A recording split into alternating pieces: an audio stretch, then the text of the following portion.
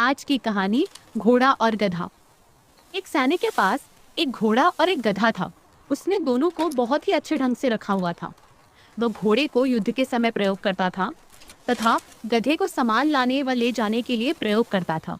एक दिन सैनिक को सूचना मिली कि उसके देश के पड़ोसी देश से संबंध खराब हो गए हैं तथा जल्द ही उसके देश का पड़ोसी देश से भीषण युद्ध होने की संभावना है।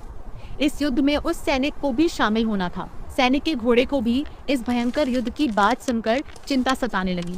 इसके विपरीत इस युद्ध की बात सुनकर सैनिक का गधा बहुत खुश हुआ, क्योंकि वो जानता था कि युद्ध आरंभ होने पर मालिक की अनुपस्थिति में उसे किसी तरह का कोई काम नहीं करना पड़ेगा। ये सोचकर वह उस भयंकर युद्ध पर जाने वाले घोड़े का मजाक उड़ाने लगा।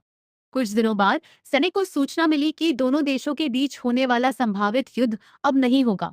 उसके देश के राजा ने शत्रु देश के राजा से समझौता कर लिया है। अब दोनों देश मित्र बनकर रहेंगे।